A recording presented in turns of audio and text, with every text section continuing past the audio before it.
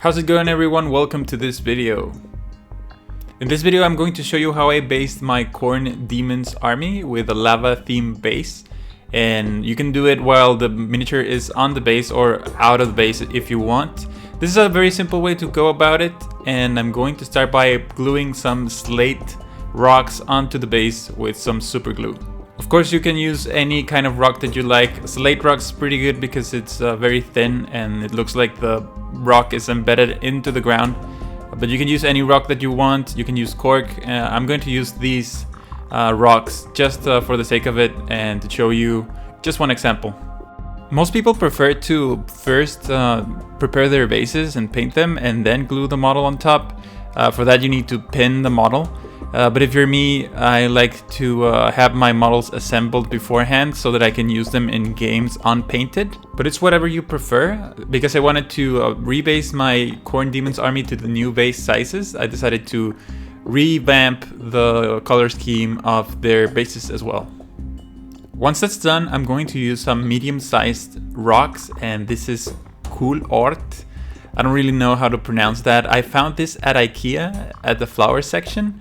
And this is just small pieces of broken like plastic that look like very nice, convincing, sharp rocks. You can use whatever material you find. This, you can find it at IKEA. And I think it's a very good product because it's going to last me for a long time.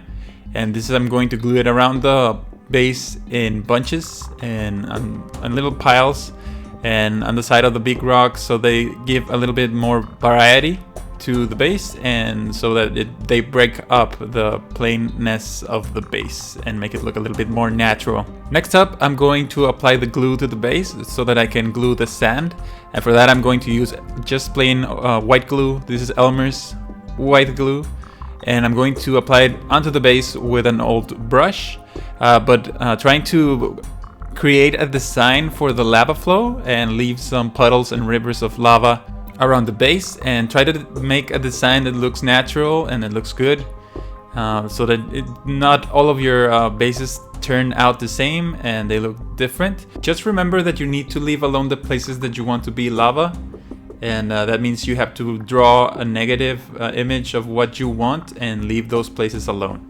Here I'm going to apply my mixture of sand that I regularly use on my miniatures. It's mostly just fine sand that I found at Michael's in the flower section as well, mixed in with a little bit of construction rougher grit sand that I use as well, and I'm just going to sprinkle it on top and then get rid of the excess. Next, I'm going to prime the base with Vallejo Surface Primer Black.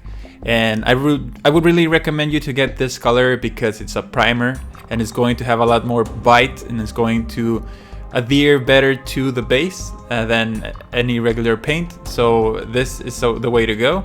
I'm going to use this, and I'm going to use it with a brush and just try to cover the whole thing. If it doesn't cover that well in some areas, you can just let them dry and give it a second coat if you want. I find it necessary because most of the time there is some nook or cranny that the primer didn't get to, and I need to go back and redo it. Just make sure that the whole thing is black before you move on. Once that's dry and done, I'm going to use Karak stone, and with this color I'm going to dry brush the whole base. For that I'm using a large dry brush, and make sure that both the base and the brush are dry, or else you're going to make a streaky mess.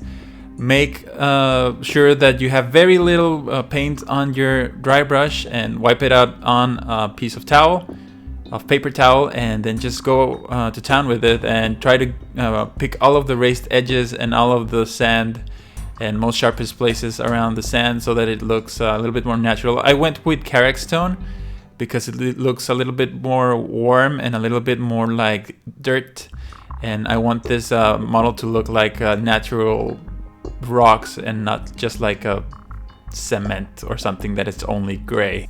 After that, I'm going to do the same thing with white, and this is going to be a little bit more focused dry brush, very lightly. Just try to get all of the edges of the sharpest places of the big rocks and the small rocks, and try to leave a little bit of the Karak stone showing on bigger areas of rock, and also try to get into the edges to delineate the limit between the dirt and the lava. and make those edges a little bit more apparent. Once that's done, I'm going to color the lava with Mephiston red. And this is a very fun step because the lava starts popping up immediately after you apply it. And if you want to do a bloody base instead, you can just give it a base coat of this color, let it dry, and apply blood for the blood god on top. I think that would look pretty good, but I think the lava looks way better. The bloody base idea, it's a very good halfway there kind of idea that would look pretty good, but has fewer steps. The lava looks a lot better in my opinion. Just go about it carefully not to paint on the rocks, and that's it. Next, I'm going to use Evil Sunz Scarlet, and with this color I'm just going to color in over the Mephiston red, trying to leave a little bit of Mephiston red on the edges as we're trying to go for a glowing effect. Don't worry too much if you don't blend them together that nicely. I'm not gonna worry about that because I have a lot of bases to do, and the blending would look nice, but it's not really necessary to give a good effect. You'll see by yourself when I'm finished, but just try to leave a little bit of a strip of Mephiston red on the edges that are touching the rock, and try to build up this glowing effect little by little.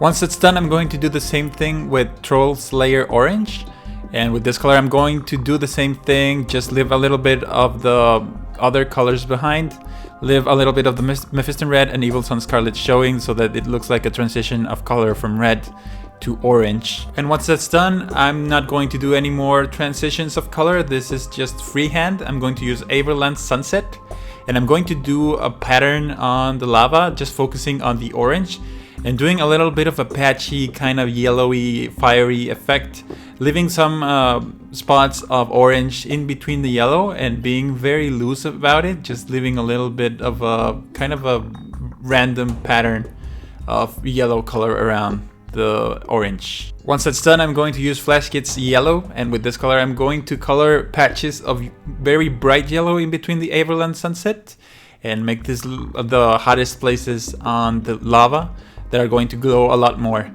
Of course, don't use it all over, just use it on top of the Averland Sunset and give it some highlights that are going to represent the hottest parts of the lava flow around the model, and just try to pick up the places that are biggest blobs of Averland Sunset and just give them a highlight like this. So that's it, this is the finished model, and I'm really happy with the way it turned out. At first I thought it was a little bit cliche to use demons with lava bases, but they look pretty damn good, and I'm very happy with the way it turned out.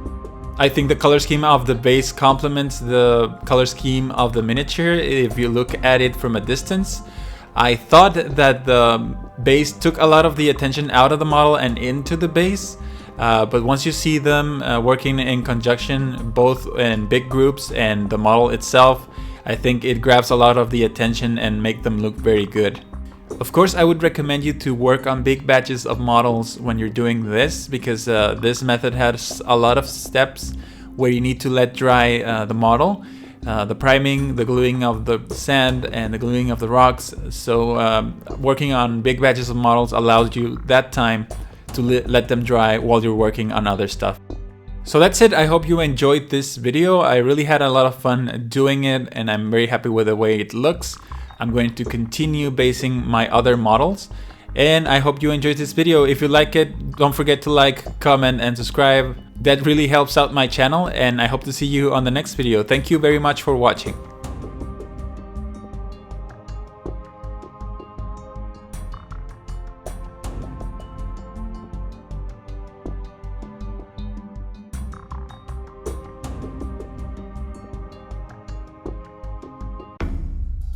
You stayed. Great. Thank you very much for supporting my channel, and if you would like to become a patron, there is a link to my Patreon page in the description below. Your contributions help pay for my work and keeps the channel going. A single $1 a month is more than enough, and you can cancel at any time. If you can't, don't worry, you can support my channel by simply watching my videos and sharing them with your friends. Thank you for watching, have a great day, and I'll see you on the next one.